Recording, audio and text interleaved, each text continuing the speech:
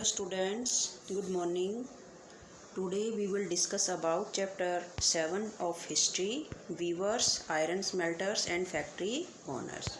So in this chapter we will discuss about the ancient time of weavers, iron smelters and factory owners and the condition of the industries. So now let's start our chapter. The chapter tells us the story of the crafts and industries of India during British rule by focusing on two industries, namely textiles and iron and steels. ये जो chapter होता है, इस chapter में हम जो textile और iron और स्टील इंडस्ट्रीज होती है, इन दो इंडस्ट्रीज़ का अध्ययन करते हुए देखेंगे कि जो ब्रिटिश शासन होता है, ब्रिटिश रूल जो होता है, उसके अंडर भारतीय जो कारीगर्स थे, इंडियन जो कारीगर्स होते हैं, जो क्राफ्ट पर्सन होते हैं, और जो इंडस्ट्रीज होती हैं उनकी क्या सिचुएशन होती है। Both these industries were crucial for the industrial revolution in the modern world. ये जो दोनों चीज़ें होती है आधुनिक विश्व में, जो इंडस्ट्रीज रिवॉल्यूशन की दृष्टि से ये दोनों ही उद्योग जो होते हैं बहुत ज़्यादा इम्पोर्टेंट थे। Mechanise production of cotton textile made Britain the foremost industrial nation in the 19th century. और जो कॉटन टेक्सटाइल होती है उसका जो प्रोडक्शन होता है वो मशीनों से उसको प्रोड्यूस किया जाने लगा 19th सेंचुरी के अंदर ब्रिटेन में। और ब्रिटेन में सबसे पहले इसका संचालन किया गया, इसलिए वह दुनिया का सबसे प्रमुख इंडस्ट्रियल कंट्री बन गया। And when it iron and steel industry started growing from the 1815 Britain came to be know as the workshop of the world. और इस वजह से 1857 की सेंचुरी से जब ब्रिटेन का आयरन और स्टील जो होता है, आयरन और स्टील इंडस्ट्रीज जब धीरे धीरे ग्रो करने लगी तो ब्रिटेन जो होता है दुनिया का कारखाना कहलाने लगा, वर्कशॉप ऑफ द वर्ल्ड उसको कहा जाने लगा। The industrialisation of Britain had a close connection with the conquest and colonisation of India. Britain के जो इंडस्ट्रियलाइजेशन होता है और भारत पर विजय और उपनिवेशीकरण में गहरा उनका कनेक्शन होता था। You have seen chapter 2 how the East India Company's interest in trade lead to occupation of territory and how the pattern of trade changed over the decades। आपने जो चैप्टर 2 होता है उसमें देखा है कि ईस्ट इंडिया कंपनी जो होती है वो अपने उसके जो ट्रेड लीड्स होते हैं, व्यापारिक हित जो होते हैं, उनकी रक्षा के लिए किस तरह उसने जो भारत के जो भूभाग होते हैं, टेरिटरीज होती हैं, उनके ऊपर कब्जा किया और किस तरह से उनके जो ट्रेड का जो ढांचा होता है, जो स्टाइल होता है, किस तरह से बदलता गया। In the late 18th century the company was buying goods in India and exporting them to England and Europe. जो 18th सेंचुरी के आखिर में ईस्ट इंडिया कंपनी जो होती है वो इंडिया से चीज़ें खरीदती है और उन्हें इंग्लैंड और यूरोप में ले जाकर बेच देती है, उसको सेल कर देती है। With the growth of industrial production, British industrialists began to see India as a vast market for their industrial products, and over time manufactured goods from Britain began flooding India. How did this affect India crafts and industries? This is the question we will explore in this chapter. और ये जो क्रय विक्रय होता है cell और purchase का, इससे उसे भारी प्रॉफिट होता है। जैसे जैसे ब्रिटेन का जो उद्योग होता है, औद्योगिक प्रोडक्शन जो होता है बढ़ने लगा, वहाँ के जो उद्योगपति होते हैं, इंडस्ट्रियलिस्ट जो थे, वो भारत को अपने इंडस्ट्रियल चीज़ों के लिए, उत्पादों प्रोडक्शन के लिए विशाल बाज़ार के रूप में देखने लगे। और इस तरह ब्रिटेन से तैयार माल भारत के बाज़ारों में आने लगा। इससे भारतीय जो शिल्प होती है, क्राफ्ट्स होती है और उसकी जो इंडस्ट्रीज़ होती है उस पर किस तरह की असर पड़े, इसकी हम आगे चैप्टर के अंदर इसकी चर्चा करेंगे। तो इस तरह से जो ब्रिटेन होता है वो धीरे धीरे वो इंडिया के अंदर एक व्यापारी के रूप में आते हैं, लेकिन धीरे धीरे जब वो यहाँ की जो प्रोस्पेरिटी होती है उसको देखते हैं तो उनका जो मन होता है वो फिर जाता है। तो अब हम आगे देखते हैं कि किस तरह से उनकी जो मार्केट्स होती है, उनका जो व्यापार होता है, किस तरह से आगे बढ़ता है। Indian textiles and the world market. The next point is Indian textiles and the world market. Here is the a glimpse of patola weave. तो ये आपकी पटोला बुनाई होती है जो 19वीं सेंचुरी के मिड में होती थी। पटोला बुनाई जो होती है ये आपकी सूरत, अहमदाबाद और पाटन में होती थी। इंडोनेशिया में इस बुनाई का भारी बाज़ार होता है, जो मार्केट होती थी बहुत ज़्यादा इंडोनेशिया में इसकी बुनाई होती थी और वहाँ ये इनके जो स्थानीय बुनाई होती परंपरा का एक हिस्सा बन गई थी। तो अभी हम डिस्कस कर रहे थे Indian textiles and the world market. Let us first look at textile production. Around 750 before the British conquered Bengal, India by far the world largest producer of cotton textile. Indian textile had long been renowned both for their fine qualities and exquisite craftsmanship. They were extensively traded in Southeast Asia, Java, Sumatra and Penang, and West and Central Asia. कि बंगाल पर जब अंग्रेज जो होता है, अंग्रेज जब conquer कर लेते हैं, बंगाल को जीत लेते हैं, तो 1750 के आसपास भारत जो होता है पूरी दुनिया में जो टेक्सटाइल प्रोडक्शन होता है उसके क्षेत्र में औरों से कोसों आगे निकल गया। भारतीय जो कपड़े होते हैं, क्लोथ होते हैं, लंबे समय से अपनी उनकी जो गुणवत्ता होती है, उनकी जो बारीकी कारीगरी के लिए वो वर्ल्ड के अंदर फेमस थे। उनकी जो फाइन क्वालिटी होती है और एक्विजिस्ट क्राफ्ट्समैनशिप जो होती है उसके लिए वो फेमस हो गया था।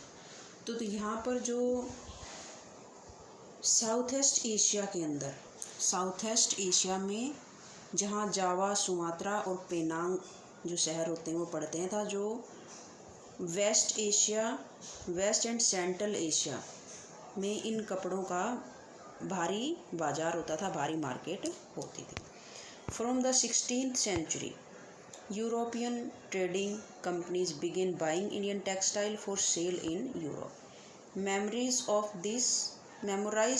this flourishing trade and the craftsmanship of Indian weavers is preserved in many words still current in English and other language.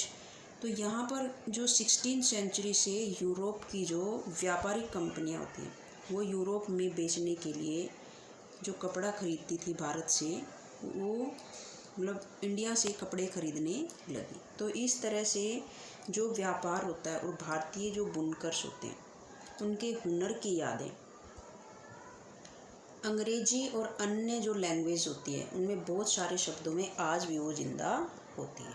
It is interesting to trace the origin of such words and see what they tell us. तो यहाँ पर ऐसे शब्दों की जड़ों को ढूंढना और उनके अर्थ जानना बड़ा मज़ेदार होता है। तो आइए हम उन वर्ड्स को जानते हैं। वर्ड्स टेल अस हिस्टोरीज के शब्दों में इतिहास छिपा है।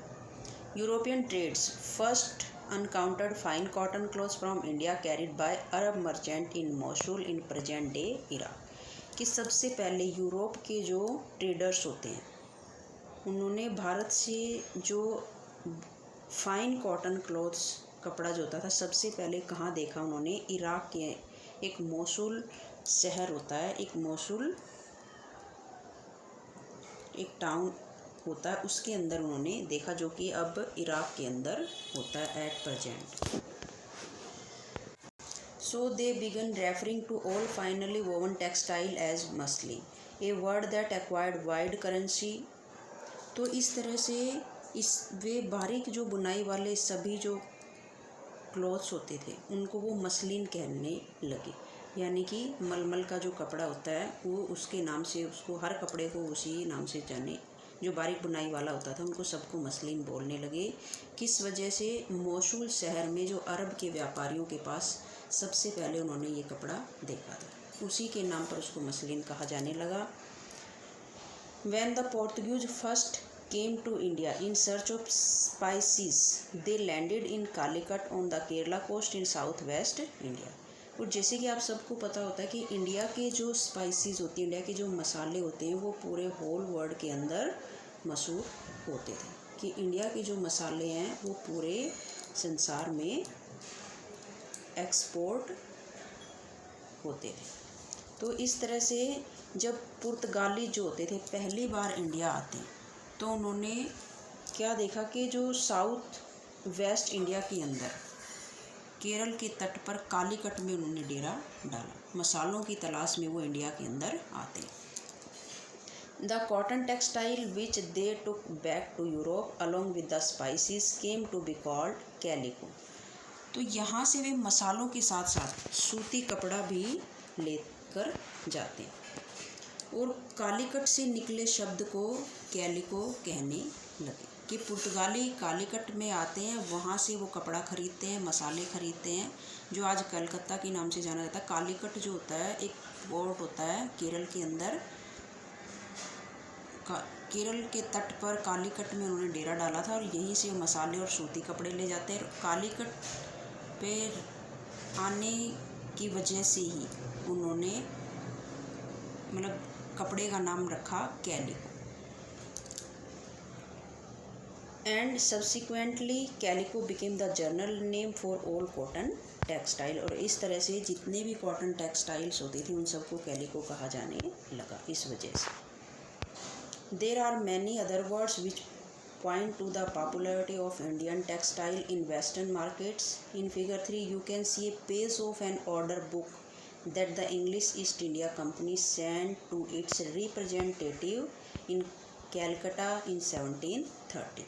ऐसे बहुत सारे वर्ड होते हैं जो कि आपकी जो वेस्टर्न मार्केट्स होती है उसमें भारतीय कपड़ों की जो डिमांड होती है उसकी कहानी कहते हैं। यहाँ पर एक जो फिगर होती है 3 उसमें आप एक ऑर्डर बुक का एक पेज देख सकते हैं जिसे 1730 में ब्रिटिश ईस्ट इंडिया कंपनी ने कैलकाटा स्थित अपने जो उसके एजेंट होते थे उनके पास उसको भेजा था। The order that year was for 5,89,000 pieces of cloths.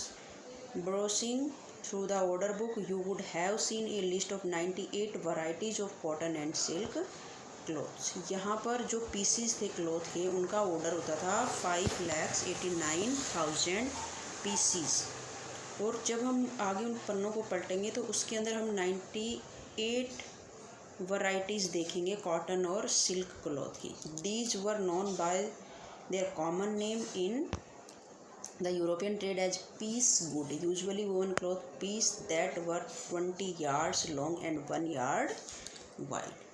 यूरोपीय जो ट्रेडर्स होते थे उन्हें क्या कहते थे? पीस गुड कहते थे, जो आमतौर पर 20 यार्ड लंबा होता था और 1 yard वो वाइड होता था। तो यहाँ पर ऑर्डर बुक जो होती है उसका एक पेज देखते हैं जो अंग्रेज़ों ने अपने एजेंट के पास भेजा था। ये देखिए, page from an order book of the East India company in 1730। Now look at the name of the different varieties of clothes in the book. Amongst in the piece order in bulk were printed cotton clothes called sint, cassava or and bandana. Do you know where the English term chint come from? It is derived from the Hindi word chint, a cloth with small and colorful flowery design. From the 1618 there started a craze for printed Indian cotton cloths in England and Europe, mainly for their exquisite floral designs, fine texture and relative cheapness. Rich people of England, including the Queen herself, wore clothes of Indian fabric. कि इस page में जब हम देखते हैं तो इसमें हम अलग अलग जो वैरायटीज़ होती हैं उनके नाम को देखते हैं। थोक में जिन कपड़ों का ऑर्डर दिया जाता था उनमें जो कॉटन टेक्सटाइल होती थी छापे की वो भी शामिल होती थी, छींट की। उन्हें व्यापारी सिंट्स या कोशा या फिर बंडाना कहते थे।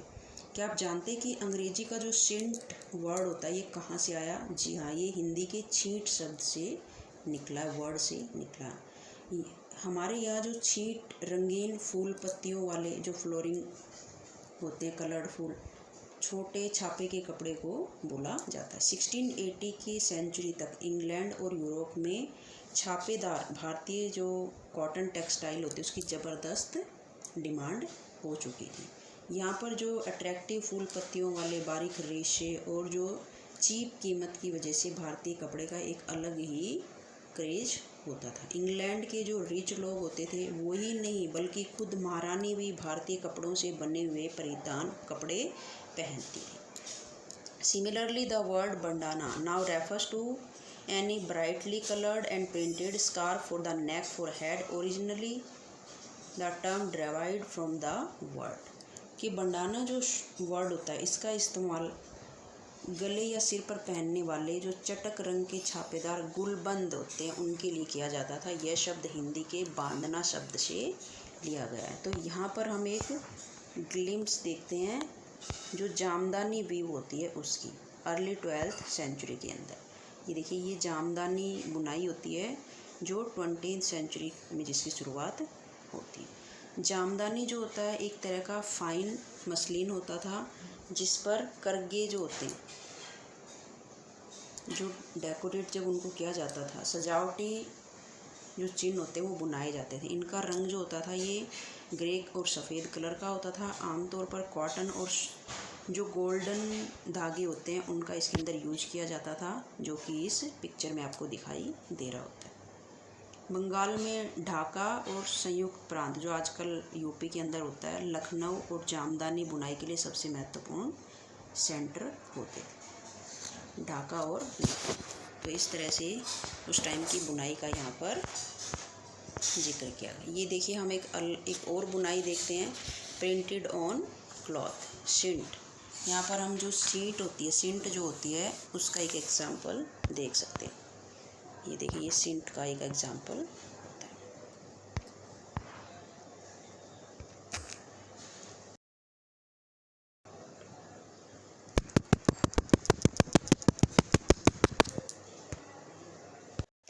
Bandana Hindi for time and refer to a variety of brightly colored cloth produced through a method of tying and dyeing।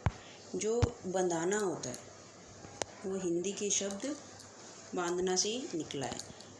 तो इसमें एक इसको रेफ़र कर रहा होता है, ये चटक रंगों वाले से बहुत सारी वैरायटीज़ के जो कपड़े आते थे जिन्हें बांधने और डाई करने में, डाइंग और टाइंग जो होता है उस विधि से बनाया जाता था कि पहले उनको बांधा जाता था, टाई किया जाता था, फिर उसके अंदर डाई की जाती थी। There were other cloths in the order book that were noted by their place of origin.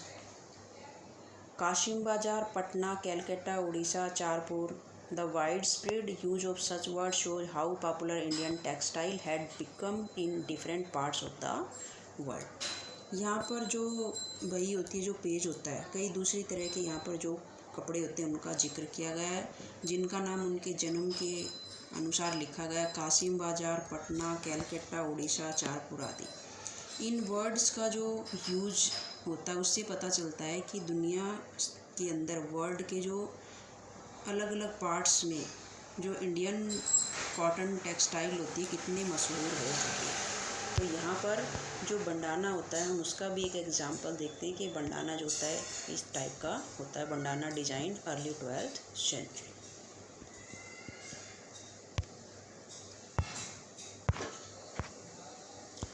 Next point is Indian textile in Europe market. अब हम इंडियन टेक्सटाइल को देखते हैं कि यूरोपीय बाज़ार में जो इंडियन टेक्सटाइल थी वो कैसी होती थी। By the early 18th century, worried by the popularity of Indian textile, wool and silk makers in England began protesting against the import of India cotton textile. In 1720, the British government enacted a legislation banning the use of printed cotton textiles in England. Interestingly, this act was known as the Calico Act।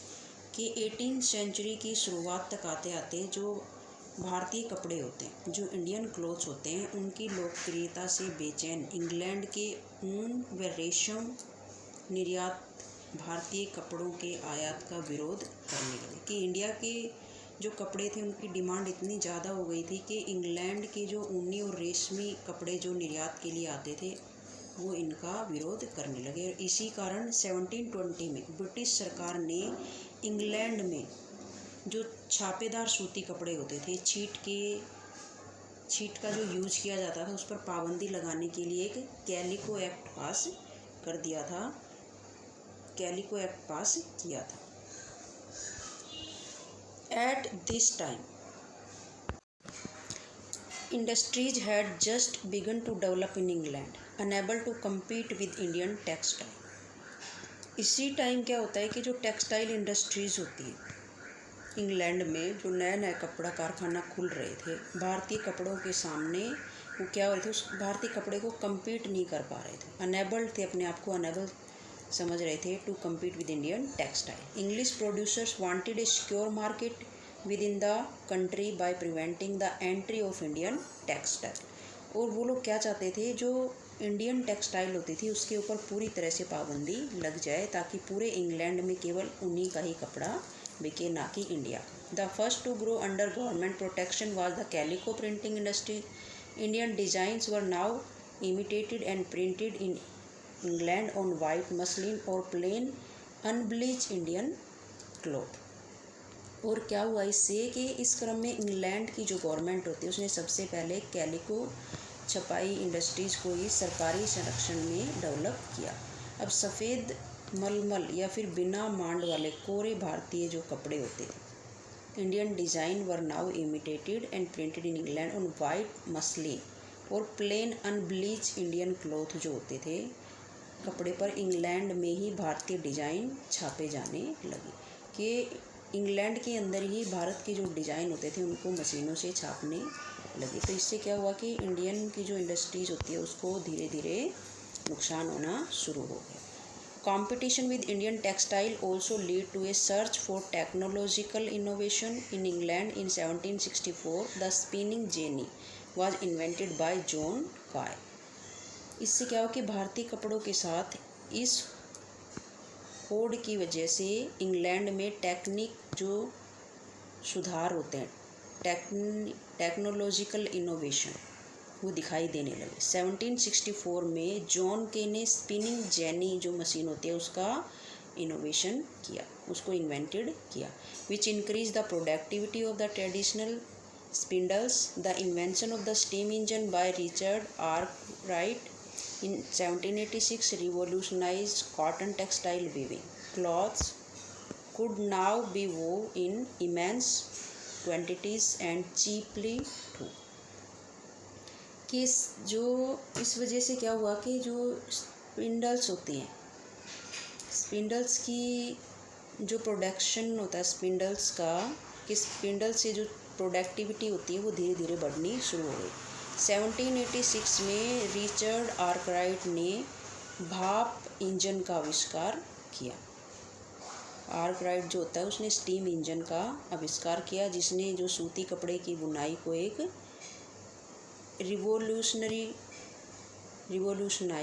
किया, उसको एक क्रांतिकारी रूप में बदल दिया। अब बहुत सारा कपड़ा जो था बेहद कम कीमत पर तैयार किया जाने लगा, चीपली वो तैयार किया जाता क्योंकि मशीनों से वो जल्दी बनता था और सस्ता बनता था।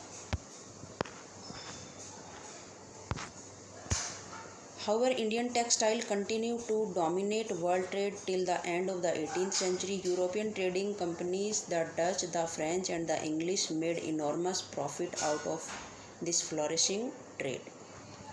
इसके बावजूद दुनिया के जो बाज़ार थे, दुनिया की जो मार्केट में भारतीय कपड़े का जो बोलबाला था, जो दबदबा था, वो 18वीं शताब्दी के आखिर तक बना रहा। डच, फ्रेंच, ब्रिटिश और अन्य जो यूरोपीय कंट्रीज़ होती थी जो कि ट्रेड करने के लिए भारत में आ रही थी, इस व्यापार के हिसाब से उन्होंने बहुत सारा प्रॉफिट कमाया। ये जो कंपनियां थी, these companies purchased cotton and silk textile in India by importing silver, but as you know chapter 2 when the English East India company gain political power in Bengal, It no longer had to import precious metal to buy Indian goods. Instead, they collected revenues from peasant and jamidars in the India and used this revenue to buy Indian textiles. कि जो यूरोपीय company थी उन्होंने जो मुनाफा कमाया, तो ये जो कंपनियां थी भारत आकर चांदी के बदले सूती और रेशमी कपड़े खरीदती थी। परंतु जैसा कि आप जानते हैं कि जब इंग्लिश ईस्ट इंडिया कंपनी को बंगाल की राजनीतिक सत्ता मिल गई थी, तो उसे भारतीय जो चीज़ें होती है उसको खरीदने के लिए चांदी मंगाने की ज़रूरत नहीं रही, क्योंकि बंगाल को जीतने के बाद उनका पूरा कंट्रोल हो गया था इंडिया के ऊपर, और वो इंग्लैंड से खुले व्यापार करती थी कि बदले में उसको किसी भी चीज़ को देने की ज़रूरत नहीं होती थी, जो कि हमने चैप्टर 2 में पढ़ा था। इसके बाद तो ईस्ट इंडिया कंपनी जो होती है उसने भारत में किसान और जमींदारों से रिवेन्यूज इकट्ठा कर कर उस पैसे से ही कपड़ा खरीदने लगी, कि पैसा भी इंडिया से ही खरीदा जाता था, माल भी इंडिया का ही होता था। तो इससे जो लॉस था सबसे बड़ा वो किसको हुआ, इंडियन मार्केट को लॉस होना शुरू हो गया, और धीरे धीरे वो मार्केट जो होती है डाउन होनी शुरू हो गई। ये देखिए यहाँ पर आप कोचीन स्थित जो डच बस्ती होती है उसके समुद्र से दिखता हुआ एक दृश्य होता है। यहाँ पर जो पोर्ट्स होती हैं कोचीन में, डच बस्तियाँ जो 17वीं शताब्दी में डेवलप हुई, बस्ती के चारों तरफ स्थित किलेबंदी को देखिए इधर, ये देखिए ये जो किलेबंदी होती है इनकी, ये देखिए ये पोर्ट होती है, और पोर्ट के थ्रू ही उस टाइम जो ट्रेड होता था वो होता था।